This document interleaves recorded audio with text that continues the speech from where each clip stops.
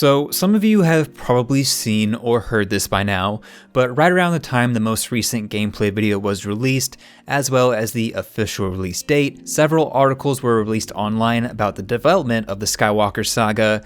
And to put things simply, the game's development was a nightmare. The Skywalker Saga had roughly a 5-year development cycle, which isn't hard to believe considering the game was announced in 2019 and of course went through multiple delays. If that wasn't bad enough, a new article from Polygon, which I'll link down below, describes that there were issues with the game throughout the entire development of the project. Some of the key points from the article describe how TT Games enforced their employees to tight development schedules, supplied them with outdated technology, as well as dismiss workplace conditions that had been worsening over the past years. At this point, some of you might be thinking, how can you have tight schedules when the game's been delayed several years?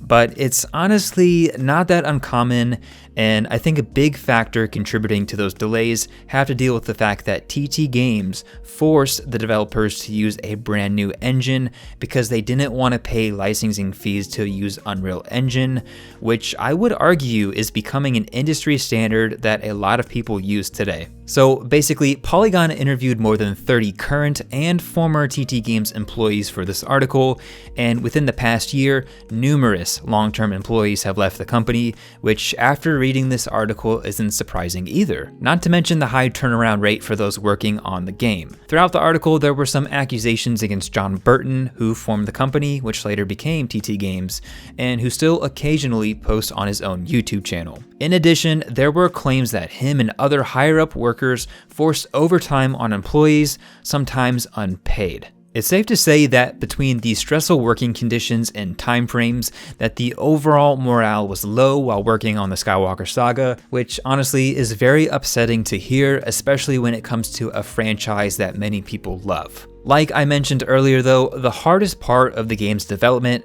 came from a new in-house engine called NTT. Basically, this was a new system that didn't function properly and not a lot of people knew how to use because it was created specifically for and at TT Games. So there were a lot of bugs and issues to work around. Even though it was newer technology, the development process was slowed drastically because of all these issues. According to the report, this engine came out roughly in 2017 or was in development in 2017, a year after the Force Awakens game, and was presumably around the time when the Skywalker Saga began early development, if we're considering that 5-year cycle. Now, all of this information combined with the fact that this is the biggest LEGO game ever made by far, really makes me wish that some people would have never called out the developers on social media, which, let's be honest, the delays were never their fault to begin with, but some people took it way too far. I can't imagine being under extreme pressure and working conditions only to go home or be on your phone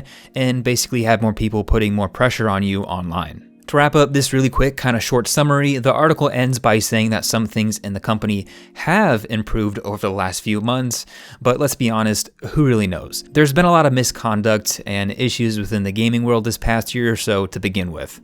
I should also note that LEGO did put out a statement on the article stating that partnerships can always be reconsidered, although that really doesn't mean much in this case. If anything, the biggest consideration of LEGO potentially giving the license to another company would be the sales of the Skywalker Saga.